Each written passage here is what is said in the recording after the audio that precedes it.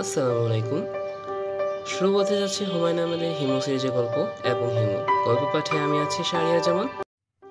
রাত ১টা। আমার জন্য এমন কোনো রাত না, বলা যেতে পারে রজনীর শুরু। The night has only started. কিন্তু ঢাকা শহরে মানুষগুলো আমার মতো না। রাত ১টা তাদের কাছে অনেক রাত। বেশিরভাগ মানুষই শুয়ে পড়েছে। যাদের সামনে এসএসসি, এইচএসসি বা এই জাতীয় পরীক্ষা, তারা বই সামনে নিয়ে ঝিমুচ্ছে। নববিবাহিতদের কথা আলাদা, তারা জেগে আছে, একে অন্যকে নানান ভঙ্গিমা অভিভূত করার চেষ্টা করছে। আমি হাঁটছি, বলা যেতে পারে হনহন করে হাঁটছি। নিশিরাতে সবাই দ্রুত হাঁটে, শুধু পশুরা হাঁটে মন্থর পায়। তবে আমার হনহন করে হাঁটার পেছনে একটা কারণ আছে। প্রচণ্ড খিদে পেয়েছে। কিছু হোটেল রেস্টুরেন্ট এখন খোলা। কল করে ভাত, টক হয়ে যাওয়া বিরিয়ানি হয়তোবা পাওয়া যাবে। তবে খেতে হবে নগদ পয়সায়। নিশিরাতে খদ্দরকে কোনো হোটেলওয়ালা বিনা পয়সায় খাওয়ায় না। আমার সমস্যা হচ্ছে, আমার গায়ে যে পাঞ্জাবি তাতে কোনো পকেট নেই। পকেট নেই বলে মানিব্যাগও নেই। পকেটে নিয়ে পাঞ্জাবি আমাকে রূপা কিনে দিয়েছে। খুব বাহারি জিনিস, পিওর সিল্ক, খোলা গলা, গলার কাছে সূক্ষ্ম সুতার কাজ। সমস্যা একটাই, পকেট নেই।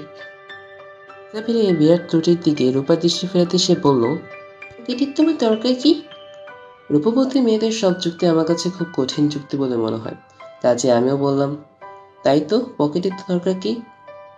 রূপা বলল, তুমি নিজেকে মহাপুরুষ টাইপের একজন ভাবো। মহাপুরুষদের পোশাক হবে বাহুল্য বর্জিত। পকেট বাহুল্য ছাড়া কিছুই না। আমি আবার রূপার যুক্তি মেনে নিয়ে হাসি মুখে নতুন পাঞ্জাবি পরে বের হয়েছি। তারপর থেকে না খেয়ে আছি। যখন পকেটে টাকা থাকে তখন নানান ধরনের বন্ধু বান্ধবের সঙ্গে দেখা হয়। তারা চা খাওয়াতে চায়, সিঙ্গারা খাওয়াতে চায়। আর যেহেতু পকেট নেই, কাজে এখন পর্যন্ত পরিচিত কার সঙ্গে দেখা হয়নি। আমার শেষ ভরসা বড় ফুপার বাসা। রাত ১:৩০টার দিকে কলিং বেল টিপে তাদের ঘুম ভাঙালে কী নাটক হবে তা আগেভাগে বলা মুশকিল। বড় ফুপা তার বাড়িতে আমার যাওয়া নিষিদ্ধ করে দিয়েছেন। কাজে আমাকে দেখে তিনি খুব আনন্দিত হবেন এরকম মনে করার কোনো কারণ নেই। সম্ভাবনা শতকরা ৬০ ভাগ যে তিনি বাড়ির দরজা খুললেও গ্রিল খুলবেন না। গ্রিলের আড়াল থেকে হুঙ্কার দেবেন, গেট আউট, গেট আউট, ৫ মিনিটের ভেতর ক্লিয়ার আউট হয়ে যাও, নয়তো বন্দুক বের করব। বন্দুক বের করা তার কথার কথা না। ঢাকার এডিশনাল আইজি তার বন্ধু বান্ধব। তাকে দিয়ে তিনি সম্প্রতি বন্দুকের একটা লাইসেন্স করিয়েছেন এবং ১৮,০০০ টাকা দিয়ে ২২ বোরের রাইফেল কিনেছেন। সেই রাইফেল তার এখনো ব্যবহার করার সুযোগ হয়নি। তিনি সুযোগের অপেক্ষায় আছেন। বাকি থাকেন সুরমা ফুপু। সূর্যের চেয়ে বাড়ি গরমের মতো। বড় ফুপার চেয়ে তিনি বেশি গরম। ঢাকা এডিশনাল আইজির সঙ্গে তার বন্ধুত্ব থাকলে তিনি একটা মেশিন গানের লাইসেন্স নিয়ে ফেলতেন। তবে বর্ষার কথা, আজ বৃহস্পতিবার। বৃহস্পতিবারে বড় ফুপা খানিক মদ্যপান করেন। খুব আগ্রহ নিয়ে করেন। তবে তার পাকস্থলী ইসলামী ভাবাসম্পন্ন হলে মদ্য সহ্য করে না। কিছুক্ষণ পরপর বমি হতে থাকে। বড় বড় নিঃশ্বাস নিতে নিতে তিনি বলেন, I M a dead man, I M a dead man. ফুপু তাকে নিয়ে প্রায় সারারাতই ব্যস্ত থাকে। এই অবস্থায় কলিং বেলের শব্দ শুনে তারা কেউ দরজা খুলতে আসবেন না। আসবে বাদল, এবং সে একবার দরজা খুলে আমাকে ঢুকিয়ে ফেলে আর কোনো সমস্যা হবার কথা না। বড় ফুপার বাড়ির কাছাকাছি এসে টহল পুলিশের মুখোমুখি হয়ে গেলাম। তারা তো দলে ৪ জন। আগে ২ জন করে টহলে বেরোতো। ইদানিং বোধ হয় ২ জন করে বেরোতে সাহস পাচ্ছে না। ৪ জন করে বের হচ্ছে। আমাকে দেখে তার থমকে দাঁড়ালেন এবং এমন ভঙ্গি করলো যেন পৃথিবীর সবচেয়ে বড় ক্রিমিনালকে পাওয়া গেছে।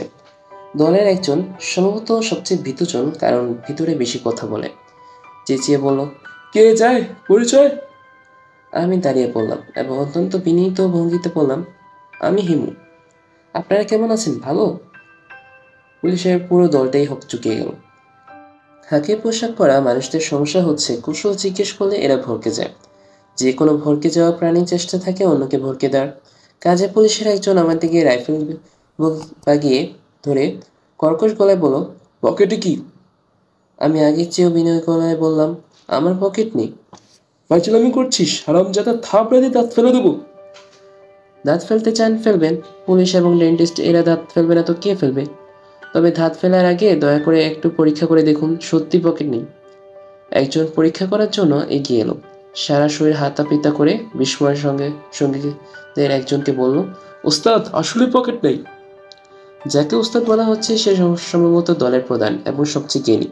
সে বলল, মেয়ে ছেলে পাঞ্জাবি, এই হারামজাদা মেয়ে ছেলে পাঞ্জাবি পরে চলে এসেছে। মেয়ে ছেলে পাঞ্জাবি পকেট থাকে না। এই চল, থানায় চল। আমি তৎক্ষণাৎ বললাম, জি চলুন। আপনারা কোন থানার আন্ডারে? রমনা থানা। পুলিশের দলটা পুরোপুরি বিভ্রান্ত হয়ে গেল। থানায় যাবার ব্যাপারে আমার মতো আগ্রহী কোনো আসামি তারা বোধহয় খুব বেশি পায় না। কি নাম বললি? হিমু। যাস কই? ভাত খেতে চাই। রাত 1:30টায় ভাত খেতে চাস? ভাত সবসময় খাওয়া যায়। ওস্তাদ যাকে বলা হচ্ছে সে ওস্তাদ এগিয়ে আসছে। পেছন থেকে একজন বলল, ওস্তাদ বাদ দেন, ট্রাক ফাক খাই আর কি, 2টা থাপড়া দিয়ে চলে আসেন। ওস্তাদেরও মনে হয় সেরকম ইচ্ছা। বলে কিক মারা আনন্দ এবং গালে থাবড়া মারা আনন্দ প্রায় কাছাকাছি। টল পুলিশের ওস্তাদ এই আনন্দ থেকে বঞ্চিত হবে কেন? জোরালো একটা থাবড়া খেলাম, চোখে অন্ধকার দেখার মতো থাবড়া। মাথা ঝিমঝিম করে উঠল। ওরে খাইছে রে বলে চিৎকার দিতে গিয়েও দিলাম না। ওস্তাদ থাবড়া দিয়ে চলে যাচ্ছিল। আমি আন্তরিক ভঙ্গিতে বললাম, আর একটা থাবড়া দিয়ে যান, নয়তো খালে পড়বো। খালে পড়লে উপায় নেই, সাঁতার জানি না। পুলিশের দল থেকে একজন বলল, ওস্তাদ চলে আসেন। স্পষ্টতই ওরা ঘাবড়ে গেছে। সবচেয়ে বেশি ঘাবড়ে গেছে ওস্তাদ। আমি বললাম, নিরীহ মানুষকে চড় থাপ্পড় দিয়ে চলে যাবেন, এটা কেমন কথা? ওস্তাদ দলের কাছে চলে যাচ্ছে, আমিও যাচ্ছি তার পেছনে পেছনে। যদিও উল্টো দিকে যাওয়ার নিয়ম।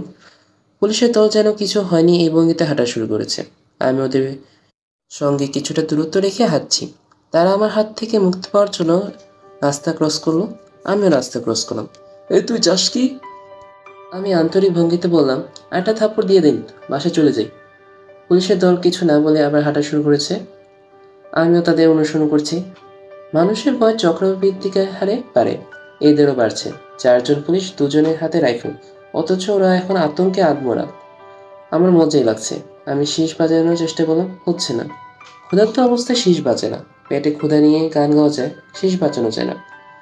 তবু চেষ্টা করে যাচ্ছি। হিন্দি গানের একটা লাইন শেষে আমি ভালোই আনতে পারি, হায় আপনা দিল তো আওয়ারা।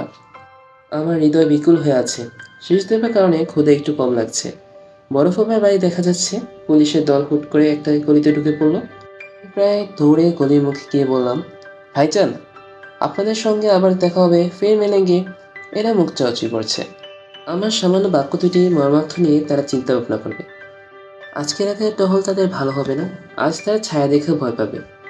বিস্ময়কর ব্যাপার হলো, ফুপার বাড়ির প্রতিটি বাতি জ্বলছে। কোনো একটা সমস্যা নিশ্চয় হয়েছে।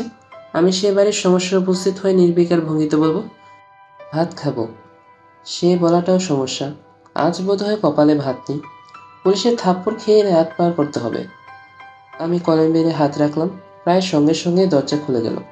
বড় ফুপা তার ফর্সা ছোটখাটো মুখ বের করে ভীত চোখে আমার দিকে তাকালেন। পরক্ষণে আনন্দ প্রায় লাফিয়ে উঠলেন, আরে হিমু, হিমু, আয় আয় আয়, ভেতর আয়। এ শোনো, হিমু এসেছে, হিমু। সিঁড়িতে ধূপধাপ শব্দ হচ্ছে। মনে হচ্ছে সবাই একসঙ্গে নেমে আসছে। কিছুক্ষণ আগে পুলিশকে ভড়কে দিয়ে এখন নিজেই ভড়কে যাচ্ছি। রেলের দরজা খুলতে খুলতে বড় ফুপা বললেন, কেমন আছিস হিমু? ভালো আছি। বাড়ির অন্যরাও চলে এসেছে। 18-19 বছরে একজন তরুণীকে দেখা যাচ্ছে। তরুণী এমনভাবে আমাকে দেখছে যেন আমি আসলে আগ্রাহের তাজমহল। হেঁটে মানিবাগে চলে এসেছি। ফুপা বললেন, হ্যান্ড জায়গা নিয়ে তোকে খোঁজা হয়নি, কোথায় ছিলি? আমি নির্বিকার ভঙ্গিতে হাসার চেষ্টা করলাম। নির্বিকার ভঙ্গি ঠিক ফুটল না। আমার জন্য এই পরিবারটির প্রবল আগ্রহের আসল কারণটা না জানলে সহজ হওয়া যাচ্ছে না। Something is wrong, very wrong. Badal আমার ঘরবাড়ি ছেড়ে পালিয়ে গেছে বলে মনে হচ্ছে। ওর কোনো খোঁজ না পেয়ে আমাকে খোঁজা হচ্ছে। যদি আমি কোনো সন্ধান বের করে দিই, এই হবে। এছাড়া আমার জন্য এই ব্যস্ততার দ্বিতীয় কোনো কারণ হতে পারে না। আমি এই বাড়ির নিষিদ্ধ জন। শুধু আমি নিষিদ্ধ নেই, আমার ছায়াও নিষিদ্ধ। আমি ফুপুর দিকে তাকিয়ে বললাম, বাদল কোথায়? বাদলকে তো দেখছি না, শুয়ে পড়েছে। ফুপু মুখ চাওয়াচি করলেন। ফুপা বললেন, ওই ঘরেই আছে। অসুখ বিসুখ? না, হিমু তুই বস, তোর সঙ্গে কথা আছে। চা খাবি? চা অবশ্যই খাবো, তবে ভাতটা খেয়ে তারপর খাবো। ফুপু রাতে রান্না কি করেছেন? লেফট ওভার নিশ্চয়ই ডিপ ফ্রিজে রেখে দিয়েছেন। ফুপু গম্ভীর গলায় বললেন, আর রান্না বান্না 2 দিন ধরে ঘরে হাঁড়ি চড়ছে না, ব্যাপারটা কি? ফুপা গলা পরিষ্কার করছেন, যেন অস্বস্তির কোনো কথা বলতে যাচ্ছেন। ব্যাটারি চার্জ করে নিতে হচ্ছে। বুঝলি হিমু, আমার উপর দিয়ে বিরাট বিপদ যাচ্ছে। হয়েছে কি, বাদল তার বন্ধু বোনের বিয়েতে গিয়েছিল। ওই বিয়ে খেতে গিয়ে কাল হয়েছে, গলার কাটা ফুটেছে। খাসিরা জেলা খেয়ে গলা কাটা ফুটবে কি করে? গলায় হাড় ফুটতে পারে, কাটাই ফুটেছে। বেশি কায়দা করতে গিয়ে ওরা বাঙালি বিয়ের আয়োজন করেছে। মাছ ভাত ডাল দই, ফাজিল আর কি, বেশি বেশি বাঙালি। বাদলের গলায় সেই কাটা এখন আর বেরোচ্ছে না। না। ডাক্তার দেখাননি? ডাক্তার দেখাবো না বলিস কি? হ্যান্ড ডাক্তার নিয়ে যাকে দেখানো হয়নি। আজ সকালে একটা ইএনটি স্পেশালিস্টের কাছে নিয়ে গিয়েছিলাম। হা করিয়ে চিমটা ঢুকিয়ে নানান কসরত করেছে। কাটা অনেক নিচে, চিমটা যে ধরতে পারছে না। 2 দিন ধরে বাদল খাচ্ছে না, ঘুমোচ্ছে না। কি যে বিপদে পড়েছি। বিপদ তো বটেই। কাটা তোলার একটা দোয়া আছে, নিয়ামুল কোরআন। ওই দোয়া তো ফুপু 1,24,000 বার পড়েছে, কিছুই বাদ দিন। বিড়ালে পায়ে ধরানো হয়েছে? তরুণী মেয়েটি খিলখিল করে হেসে উঠল। পরক্ষণে শাড়ির আঁচল মুখে চেপে হাসি থামানোর চেষ্টা করল। আমি তার দিকে তাকিয়ে বললাম, হাসবে না? গ্রাম বাংলার মানুষ 500 বছর ধরে কাটা পড়লে বিড়ালে পায়ে ধরছে, কাজে এর একটা গুরুত্ব আছে। কাটা হচ্ছে বিড়ালের খাদ্য, আর সেই খাদ্য খেয়ে বিড়ালের প্রতি একটা অবিচার করছি, সেজন্য বিড়ালের পায়ে ধরে ক্ষমা প্রার্থনা। ফুপা থমথমে গলায় বললেন, বিড়ালের পায়েও ধরানো হয়েছে, সেও এক কেলেঙ্কারি। বিড়াল খামচি দিয়ে রক্ত বের করে কি এবারে বিশ্রী কাণ্ড করেছে, এটিএস দিতে হয়েছে। এখন তুই একটা ব্যবস্থা করে দে। আমি? বাদলের কারণে একমাত্র তুই পারবি, আর কেউ পারবে না। তোর ফুপা ওকে কলকাতায় নিয়ে যেতে যাচ্ছে সে। ও তোর সঙ্গে দেখা না করে যাবে না। হ্যান যেখানে তোকে খোঁজ করা হয়নি, তোকে হঠাৎ আসতে দেখে বুকে পানি এসেছে। 2টা দিন গেছে, ছেলে একটা কিছু মুখে দেয়নি। আর কয়েকদিন এরকম গেলে তো মরে যাবে। ফুপুর কথা শেষ হবার আগেই বাদল ঘুরে ঢুকলো। চুল উষ্ণ খুস্কো, চোখ বসে গেছে, ঠিক মতো দাঁড়াতেও পারছে না, দরজা ধরে দাঁড়িয়ে আছে। আমি বললাম, খবর কি রে? বাদল ফ্যাকাশে ভঙ্গিতে হাসলো। সাহিত্যের ভাষায় এই হাসির নাম করুণ হাস্য। আমি বললাম, কিরে, শেষ পর্যন্ত মাছের হাতে পরাজিত? বাদল তার মুখ আরো করুণ করে ফেললো। আমি বললাম, বসে থাক, ব্যবস্থা করছি। গোসল টোসল করে খাওয়া দাওয়া করে নি, তারপর তোর প্রবলেম ট্যাকেল করছি। বাদলের মুখ মুহূর্তের মধ্যে উজ্জ্বল হয়ে গেল। তরুণী মেয়েটি ঠোঁটের কোনায় ভ্যাঙ্গের আবাস, তবে সে কিছু বলল না। এবারের পরিস্থিতি এখন সম্পূর্ণ আমার অনুকূলে। এরকম অনুকূল আবহাওয়ার সুযোগ গ্রহণ না করা নিতান্ত অন্যায় হবে। আমি ফুপুর দিকে তাকিয়ে বললাম, গোসল করবো? ফুপু, আপনার বাথরুম হট ওয়াটার ব্যবস্থা আছে না? গিজার নষ্ট হয়ে গেছে, যাই হোক পানি গরম করে দিচ্ছি, গোসল করে ফেল। গোসল করে ভাত খাবি তো? তাহলে ভাতটা যা আছে গরম করতে দে। ঘরে কি পোলাও চাল আছে? আছে। তাহলে চট করে পোলাওয়ের কিছু চাল ছড়িয়ে দিন। আলু ভাজা করুন, কুচি কুচি করে আলু কেটে টুকরা তোলে কড়া করে বেঁচে। গরম ভাত, আলু ভাজার সঙ্গে 1 চামচ গাওয়া ঘি, খেতে এক্সিলেন্ট হবে। গাওয়া ঘি আছে তো? ঘি নেই। মাখন আছে? অল্প আছে, মাখন ফোটাতে থাকেন। গাছ যেটা বের হবে ফেলে দেবেন। একেবারে 1 নাম্বার পাতলা গাওয়া ঘি তৈরি হবে। কয়েকটা শুকনো মরিচ ভাজবেন, ঘিয়ের মধ্যে ভাজবেন। বাদলে কাঁটাটা কিছু করা যায় কিনা দেখ। দেখবো। সে 2 দিন যখন অপেক্ষা করেছে, আর ঘন্টাখানেক অপেক্ষা করতে পারবে। পারবি না বাদল? বাদল হ্যাঁ সূচক না মাথা নাড়ল। মনে হচ্ছে কথা বলার মতো অবস্থাও তার নেই। আমি আরেকবার শেষ দিয়ে বাজালাম, হ্যাঁ আপনার দিল। তরুণী মেয়েটি আমার দিকে তাকাচ্ছে। তার চোখের দৃষ্টিটা কেমন, ভালো না। সে দৃষ্টিতে কৌতূহল আছে, সুস্থ কৌতূহল না, অসুস্থ কৌতূহল। মেয়েটার একটি দৃষ্টি দেখার জন্য অপেক্ষা করেছে। সেই দৃশ্য হচ্ছে অতি চালাক একজন মানুষের গলায় দড়ি পড়ার মজাদার দৃশ্য। পুলিশদের মতো এই মেয়েটাকেও ভরকে দিতে পারলে ভালো হতো, পারছি না। মেয়েরা পুলিশের মতো এত সহজে ভরকায় না। আমি তার দিকে তাকিয়ে বললাম, তোমার নাম কি? ইরা। শোনো ইরা, তোমার যদি কোনো কাটার ব্যাপার থাকে, গলায় কাটা বা হৃদয়ের কাটা, তাহলে আমাকে বল, তোমার কাটার একটা ব্যবস্থা করে দেব। যাব? ইরা কঠিন ভঙ্গিতে বলল, আমার জন্য আপনাকে ভাবতে হবে না, আপনি গোসল করে দিতে চান, আপনাকে গরম পানি দেওয়া হচ্ছে। তাড়াতাড়ি তো গরম পানি হওয়ার কথা না। খাওয়ার জন্য পানি ফোটানো হয়েছে, ওই পানিটাই দেওয়া হয়েছে। Many thanks. আমি খেতে বসেছি, চেয়ারে বসে বাদলকে ডাকলাম, বাদল খেতে আয়, বাদলের জন্য একটা প্লেট দেখি। ফুপা বললেন, ও তো ঢোক তুলতেই পারছে না, ভাত খাবে কি? তুই তো ওর ব্যাপারটাই বুঝতে পারছিস না। আমি ফুপাকে সর্বপূর্ণ আগ্রহ করে ডাকলাম, বাদল আয়। বাদল উঠে এলো। আমার আদেশ আগ্রহ করা সবার পক্ষে সম্ভব, বাদলের পক্ষে না। আমি অন্য সবাইকে সরে যেতে বললাম। খাওয়ার সময় এক গাদা লোক তাকিয়ে থাকলে খেয়ে আরাম পাই না, নিজেকে জামাই জামাই মনে হয়।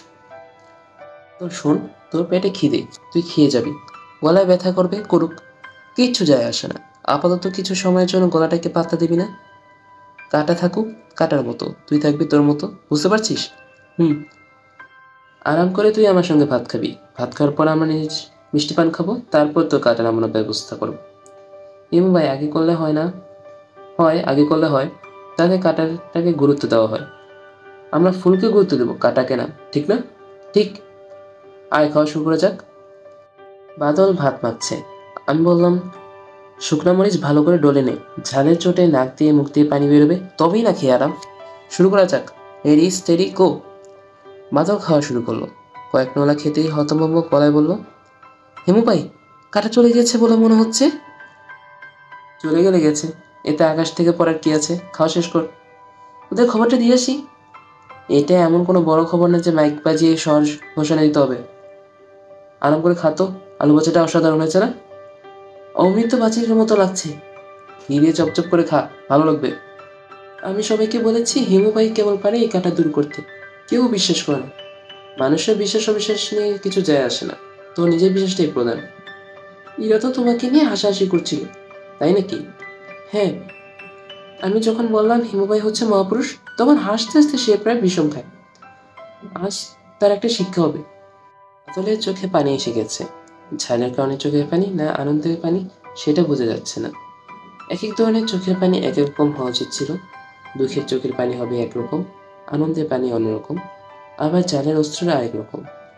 প্রকৃতির সূক্ষ্ম সূক্ষ্ম আবেগের প্রকাশ চোখের পানি দিয়ে সেরে ফেলেছে। ব্যাপারটা কি ঠিক হলো? দুঃখের চোখের পানি হবে নীল, দুঃখ যত বেশি হবে নীল, রং হবে তত গাঢ়। রাগ এবং ক্রোধের অস্ত্র হবে লাল। দুঃখ এবং রাগের মিলিত কারণে যে চোখের পানি, তার রং হবে খয়েরি। নীল এবং লাল মিলে খয়েরি তো হয়। কাটামুক্তির যে আনন্দ এ বাড়িতে শুরু হলো, তার কাছে বিয়ে বেড়ার আনন্দ কিছু না। ফুফু ছেলেকে জড়িয়ে ধরে মরা কান্না শুরু করলেন। বাদল যতই বলে, কি যন্ত্রণা মা, আমাকে ছাড়ো তো, তিনি ততই শক্ত করে ছেলেকে জড়িয়ে ধরেন। ফুপা আনন্দের চোটে তার হুইস্কির বোতল খুলছেন। আজ বৃহস্পতিবার, এমনিতে তার মদ্যপান দিবস। ছেলের সমস্যার জন্য খেতে পারছিলেন না, এখন ডাবল চড়াবেন। ফুপা যে দৃষ্টিতে আমাকে দিকে তাকাচ্ছেন, সংস্কৃত কবিরা সেই দৃষ্টিকে বলে প্রেম নয়ন। শুধু ইরার চোখ কঠিন, পাথরের চোখেও সামান্য তরল ভাব থাকে, তার চোখে তাও নেই। রাতে ফুপার বাড়িতে থেকে গেলাম। আজ আমার থাকার জায়গা হলো গেস্ট রুমে। এবারে গেস্ট রুম তালাবদ্ধ থাকে। বিশেষ বিশেষ শ্রেণীর গেস্ট এলেই শুধু তালা খোলা হয়। আজ আমি বিশেষ শ্রেণীর একজন গেস্ট। ঘুমোতে যাবার আগেই আমার জন্য কফি চলে এলো। এটাও বিশেষ ব্যবস্থার একটা অঙ্গ। কফি নিয়ে এলো ইরা। ইরা সম্পর্কে এ পর্যন্ত তথ্য যা সংগ্রহ করেছে তা হচ্ছে মেয়েটা সোনার হল থেকে পড়ে, তার অনার্স ফাইনাল পরীক্ষা। হলে পড়াশোনার সমস্যা হচ্ছে, তাই এ বাড়িতে চলে এসেছে। ফুপার খালাতো ভাইয়ের বড় মেয়ে, দারুণ নাকি ব্রিলিয়ান্ট, না পড়লেও নাকি ফার্স্ট ক্লাস হবে। তারপরও পড়ছে, কারণ রেকর্ড মার্ক পেতে চায়। ইরা কফির কাপ নামিয়ে রাখতে রাখতে বলল, আপনার ধারণা আজ আপনি একটা বিশেষ অলৌকিক ক্ষমতা দেখালেন। আমি কফি কাপে চৌমুদি দিতে বললাম, তোমার সেরকম ধারণা না? অবশ্যই না। বাদলে আপনার উপর অগাধ বিশ্বাস। আপনাকে দেখে সে রিল্যাক্সড বোধ করেছে, সহজ হয়েছে। ভয় আতঙ্কে তার গলার মাংসপেশি শক্ত হয়ে গিয়েছিল, সেই ভাবও দূর হয়েছে। তারপর আপনি তাকে ভাত খাওয়ালেন, সহজে কাটা বের হয়ে এলো। আমি কি ভুল বলছি? না, ভুল হবে কেন? নিতান্ত লৌকিক একটা ব্যাপার করে আপনি তাকে একটা অলৌকিক ফ্লেভার দিয়ে ফেলেছেন। এটা কি ঠিক হচ্ছে? আমি কোনো ফ্লেভার দিইনি ইরা, এটা তুমি কল্পনা করছো। আপনি না দিলে অন্যরা দিচ্ছে, বাদল দিচ্ছে, আপনার ফুফা ফুফু দিচ্ছেন। তাতে ক্ষতি তো হচ্ছে না। তোমার মতো যারা বুদ্ধিমান তারা ঠিকই আসল ব্যাপারটা ধরতে পারছে। ইরা কঠিন গলায় বলল, আমাদের সমাজে কিছু কিছু প্রতারক আছে যারা হাত দেখিয়ে গ্রহ নক্ষত্র বিচার করে পাথর দেয়, মন্ত্রতন্ত্র পড়ে। আপনি কি তাদের চেয়ে আলাদা? আপনি আলাদা না, আপনি তাদের মধ্যে একজন। হতে পারে, কিন্তু আমার উপর তুমি এত রেগে গেছো কেন? আপনি যে শুরু থেকে আমাকে তুমি তুমি করে বলছেন, সেটাও আমার খারাপ লাগছে। আমি তো স্কুলে পড়া বাচ্চা মেয়ে না, আপনি আমাকে চেনেন না। প্রথম দেখাতে আপনি আমাকে তুমি করে বলবেন কেন? হয়েছে, একবার যখন ভুল করে ফেলেছে সেটাই বলা কি? মানুষ আপনি থেকে তুমিতে চায়, তুমি থেকে আপনিতে চায় না। নিয়ম ভাঙা কি ঠিক হবে? আমার বেলায় নিয়মটা ভাঙলে আমি খুশি হব, আপনি করে বলবো। ধন্যবাদ। আরেকটা কাজ কি দয়া করে করবেন? অবশ্যই করব, বলুন। বাদলকে ডেকে একটু করে বুঝিয়ে বলবেন তার গলায় কাঁটাটা কিভাবে কেন। ওর মন থেকে অতিভৌতিক ব্যাপারগুলো দূর করা দরকার। আপনি বুঝিয়ে বলিনি, আবার বলে সে কনভিন্সড হবে না। আমি ওকে সঙ্গে নিয়ে আসি। আচ্ছা, নিয়ে আসুন। ইরা বাদলকে নিয়ে ঢুকলো। আমি বললাম, বাদল তুই স্থির হয়ে আমার সামনে চেয়ারটা বস। মিস ইরা, আপনিও বসুন। তবে আপনার স্থির হয়ে না বসলেও চলবে। আপনি ইচ্ছে করলে নড়াচড়া করতে পারেন। ইরা তাকাচ্ছে তীব্র চোখে। আমি তার শেষ চোখ সম্পূর্ণ আগ্রহ করে বাদলের দিকে তাকিয়ে বললাম, বাদল শোন, তুই যদি ভেবে থাকিস আমি আমার মহা ক্ষমতা বলে তোর কলার কাঁটা গলিয়ে ফেলেছি, তাহলে তুই বোকার সঙ্গে বাস করছিস। কিভাবে সেই ঘটনা ঘটলো তা ইরা খুব সুন্দর করে ব্যাখ্যা করে দেবে। ব্যাখ্যা শুনে তারপর ঘুমোতে যাবে, তার আগে না। মনে থাকবে? থাকবে। যা ভাগ। বাদল হাসি মুখে উঠে দাঁড়িয়েছে। ইরা এখনো তীব্র চোখে তাকিয়ে আছে। মনে হচ্ছে সে খুব অপমানিত বোধ করছে। মেয়েটা সুন্দর, এরকম সুন্দর একটা মেয়ে ফিজিক্স পড়ছে কেন? ফিজিক্স পড়বে শুকনা রসহীন মেয়েগুলি। ইরার পড়া উচিত ইংরেজি কিংবা বাংলা সাহিত্য।